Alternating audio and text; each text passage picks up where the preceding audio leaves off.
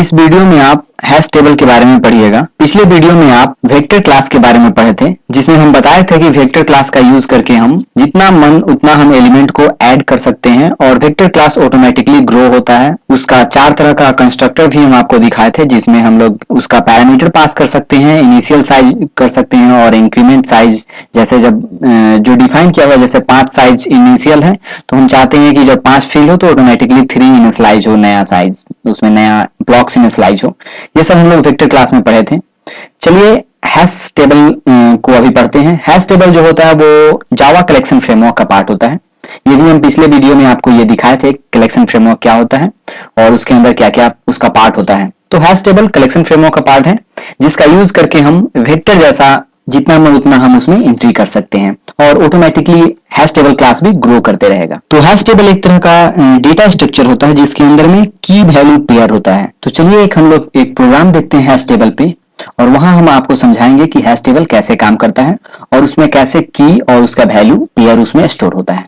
आप अपने स्क्रीन पे देख सकते हैं कि हैश टेबल का हम ऑब्जेक्ट बनाया है एम्प्लॉय नाम का, और इस एम्प्लॉय नाम में हम employee.put मेथड का यूज किए हैं। यानी हैश टेबल में आपको कोई भी की वैल्यू पेयर उसमें ऐड करना है तो हम लोग पुट का यूज करते हैं। तो employee.put यूज किए हैं और इसमें 2 पैरामीटर है, एक यहाँ पे ये की है और इसका एक वैल्यू है। यानी जैसा कि हम लोग वेक्टर में देख रहे हैं, तो वहां पे क्या होता है, सबसे पहला जो उसका इंडेक्स नंबर होता है वो इंडेक्स नंबर से काम करता है वेक्टर, और यहाँ पे जब हम लोग हैश टेबल पढ़ते हैं तो ये की वैल्यू और की और वैल्यू से काम करता है। जो की है वो आप प्रोवाइड करते हैं, और हमेशा ध्यान रखिएगा की डिफरेंट होना चाहिए। जैसे यहाँ पे अभी की है, यहाँ रमेश है, यहाँ श्याम है, यहाँ निश है, ये हमेशा की जो है वो डिफरेंट होना चाहिए। वैल्यू मैच कर सकता है क्योंकि वैल्यू कुछ भी हो सकता है, ठीक है। तो की हमेशा डिफरेंट होना चाहिए। यहाँ पे हैश टेबल का यही एडवांटेज है कि आप ही उसमें की प्रोवाइड करते हैं और वैल्यू प्रोवाइड करते हैं। तो यहाँ पे हम एम्प्लॉय जो हैश टेबल का ऑब्जेक्ट है, इसमें हम 4 वैल्यू यहाँ पे पुट कर रहे हैं, उसमें रख रहे हैं हैश टेबल में, एम्प्लॉय हैश टेबल में। सबसे पहला अभी, रमेश, श्याम और निश सबसे लास्ट है। यहाँ पे ध्यान देखिएगा, हम निगेटिव वैल्यू ऐड कर रहे हैं और ये बाकी सब पॉजिटिव वैल्यू है, ठीक है। फिर यहाँ पे हम एक इन्यूमरेशन बना रहे हैं। इन्यूमरेशन एक तरह का कलेक्शन होता है, जिसमें हम लोग नेम इन्यूमरेशन का एक ऑब्जेक्ट बनाया है नेम, और इसमें रख क्या रहे हैं, हमेशा ध्यान रखें इन्यूमरेशन ऑब्जेक्ट होता है, कलेक्शन होता है बहुत सारा रिकॉर्ड्स का। तो इस नेम में हम क्या रख रहे हैं, तो employees.keys। कीज को हम, कीज का मतलब हुआ कि एम्प्लॉइज में जितना भी इसमें हम लोग डेटा रखें, जितना भी ऑब्जेक्ट रखें, जैसे कीज जब भी करेंगे तो इसमें की क्या है, तो ये अभी, इसमें की क्या है, रमेश, इसमें श्याम और निश। यानी इस नेम्स में क्या आएगा, तो ये अभी, रमेश, श्याम और निश, ये नेम्स में आ जाएगा। और नेम्स क्यों इतना सारा 4 अलग अलग रखेगा, क्योंकि ये इन्यूमरेशन टाइप है। इन्यूमरेशन मीन्स कलेक्शन, जो कलेक्शन रख सकता है। यहाँ पे हम एक स्ट्रिंग टाइप का वेरिएबल बनाया है, और यहाँ एक टोटल टाइप का, डबल टाइप का एक टोटल बनाया है वेरिएबल, और इसमें 0.0 इनिशियलाइज किए हैं। और यहाँ एक लूप चल रहा है। लूप के अंदर में हम लोग देखिए क्या कर रहे हैं। यहाँ पे सबसे पहले लूप का इस बॉडी को देखिए, ये 0 से स्टार्ट होगा और कितना टाइम्स चलेगा, तो एम्प्लॉय का साइज यानी 4 टाइम्स चलेगा। टोटल 0 से स्टार्ट होगा, less than employee.size, employee.size means 4, और यानी 0 से चलेगा 3 तक जाएगा, यानी 4 टाइम्स ये मूव करेगा। और ये चारों बार में क्या करेगा यहाँ पे, तो str जो यहाँ पे स्ट्रिंग है, इसमें क्या करेगा, तो नेम जो है उसका नेक्स्ट एलिमेंट इसमें str में रखेगा। यानी इस str में जो भी नेक्स्ट एलिमेंट, नेम्स का नेक्स्ट एलिमेंट, जैसे सबसे पहला जो 0 है, यहाँ पे इसमें क्या आएगा, str में अभी रखाएगा।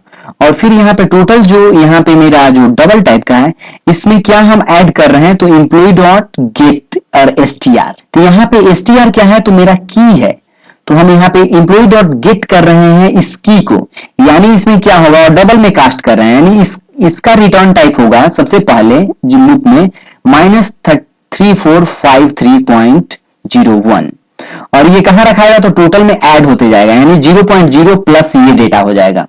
हमेशा ध्यान रखिए एक निगेटिव है और ये सेम डेटा यहाँ पे एक पॉजिटिव भी है, यहाँ पे 3453.01 पॉजिटिव, यानी इतना प्लस इतना ये मेन इसका रिजल्ट होगा।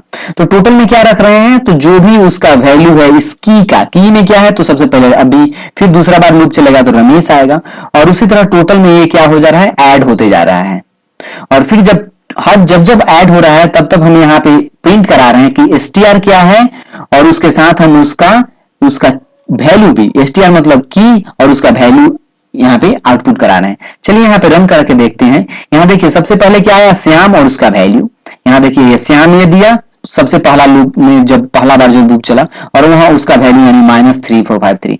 दोबारा बार में देखिए यहाँ पे जो वैल्यू है की वैल्यू पेयर, ये और जिस ऑर्डर में है यहाँ अभी रमेश श्याम मिस, ये इस ऑर्डर में नहीं आया हुआ है, ये अलग दूसरे अपने ऑर्डर में है।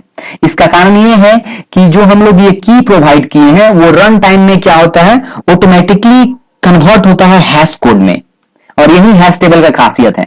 तो हैश कोड का ऑर्डर करने का उसका अपना एक इंटरनल तरीका होता है, इसलिए यहाँ पे जिस ऑर्डर में हम लोग ऐड किए हैं उस ऑर्डर में नहीं बल्कि हैश के ऑर्डर में ये डिस्प्ले करा रहा है। ठीक है, तो ये 4 बार लूप यहाँ पे चला और ये चारों जो मेरा जो डेटा है, जो ऑब्जेक्ट है एम्प्लॉय हैश टेबल में जो रखा हुआ था वो डिस्प्ले हुआ, और जब लूप खत्म हो गया तो यहाँ पे प्रिंट किया जा रहा है टोटल इज टोटल, जो कैलकुलेट करके यहाँ पे रखा गया है वो यहाँ पे टोटल आ रहा है। और फिर यहाँ पे हम एक यहाँ पे एम्प्लॉय डॉट पुट कर रहे हैं अभी, और उसमें क्या कर रहे हैं, यहाँ पे ये नया एक डेटा रख रहे हैं, नया इंसर्ट कर रहे हैं। देखिए यहाँ पे जिस तरह पुट कर रहे थे उसी तरह यहाँ पे दोबारा हम इसमें रख रहे हैं डेटा। और जब ये नया डेटा रख रहे हैं, हमेशा ध्यान रखिए अभी नाम का पहले से है, अभी क्या है तो की है। तो हम आपको बताए थे कि की सेम तरह का नहीं हो सकता है। जब हम यहाँ पे सेम दे रहे हैं तो यहाँ पे क्या हो रहा है, पहले का जो अभी का जो यहाँ पे जो वैल्यू है वो रिप्लेस हो जा रहा है और ये नया वैल्यू आ जा रहा है। इसलिए हम यहाँ पे लिखे हुए हैं system.output.println में कि अभी न्यू वैल्यू क्या है, तो employee.get बाई अभी। अभी क्या है तो यहाँ पे की है, तो इस की के अंदर में क्या वैल्यू है, तो देखिए जो नया वैल्यू हम रखे हैं वो हमको यहाँ पे प्रिंट आउट में मिल रहा है। यानी हम यदि इसको हमेशा ध्यान रखिए, की जो होता है डिफरेंट कीजिएगा, यदि आप सेम की यूज कीजिएगा तो जो एग्जिस्टिंग जो वैल्यू है उस की का वो रिप्लेस हो जाएगा। तो आप इस वीडियो में पढ़े कि कैसे हम हैश टेबल में हम डेटा ऑब्जेक्ट को हम उसमें रख सकते हैं। हमेशा एक चीज ध्यान रखिएगा, जिस तरह वेक्टर में क्या होता था, इंडेक्स नंबर होता है 0 to जितना भी साइज है वो होता था, उसी तरह हैश टेबल में जो होता है वो की वैल्यू पेयर रहता है। ये की है और इसका ये वैल्यू है, तो की यहाँ पे हैश टेबल में आप ही प्रोवाइड करते हैं, और रन टाइम में क्या होता है ये हैश कोड में कन्वर्ट होता है, और इसीलिए आप यहाँ पे देखें कि इसका ऑर्डर डिफरेंट है। जिस ऑर्डर में आप यहाँ स्टोर किए उस ऑर्डर में आपको नहीं मिल रहा है। हैश टेबल को और आप डीपली एक्सप्लोर कर सकते हैं, लेकिन बेसिक आपको स्टार्टअप के लिए ये जो एग्जांपल है वो सफिशिएंट है। उम्मीद है आपको ये हैश टेबल यहाँ पे जो फंडामेंटल हैश टेबल का जो कॉन्सेप्ट है आपको समझ में आ गया होगा। Thank you.